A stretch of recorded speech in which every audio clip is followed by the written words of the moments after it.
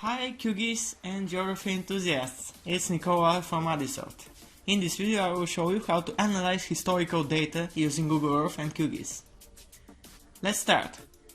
We drew already a polygon, which is a simple rectangle in Qgis, and we'll use this as a reference when loading it in Google Earth.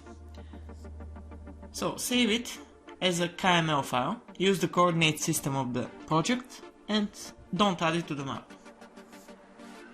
Specify where the file is, and we'll use it when georeferencing the images later. Alright, load Google Earth, and now we have the village. We use print screen to take screenshots of the desired location. To load historical imagery, you must go to Google Earth, View Settings, and go to Historical Imagery. Use the right and left arrow to move throughout the image. I will generate 4 images and later I will merge them in Photoshop.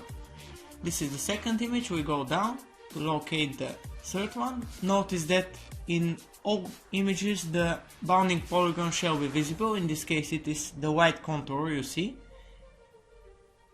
And now we will move left until we see the edge of the white polygon again.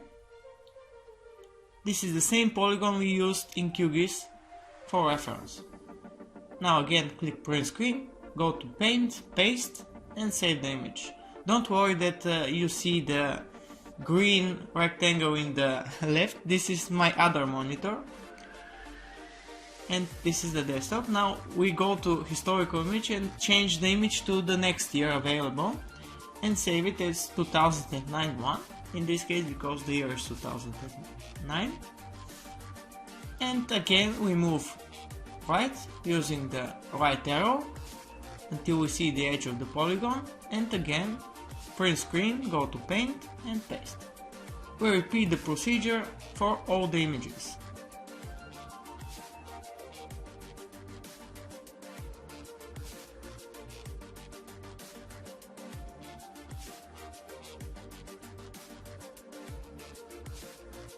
Now, in Photoshop we will define how to cut these images, because in my case I have 2 monitors, and even in your case you need to cut away the Google Earth logo and the historical imaging slider at the top left corner. So, we define an action, we call it Google Earth crop, and now we simply use the crop in Photoshop to crop away the before mentioned items. You can see I cropped away the historical imagery slider, and now I will clear the Google Earth label in the bottom right corner. So we apply the changes and we save the image. Notice that the cropping action is being saved at the time. Now I override the image and it saves this action as well. Now I stop recording actions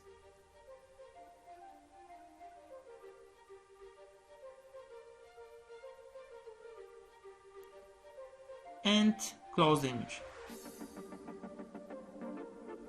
Now I will automate this action using all the images. I save the images in one of my folders.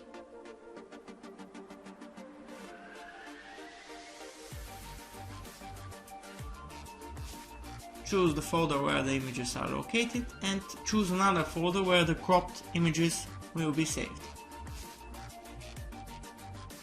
And it will simply crop all the images. Now jumping to the last one.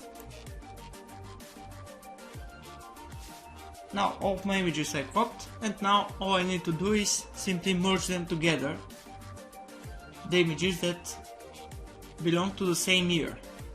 So I use photo merge. In this case I have only reposition, no rotation between the images or scaling.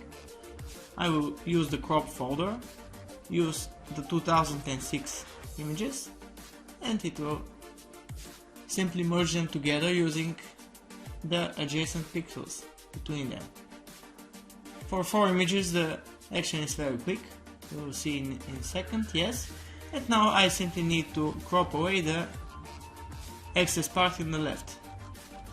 Now this is the whole image for 2006 and I will simply save it as 2006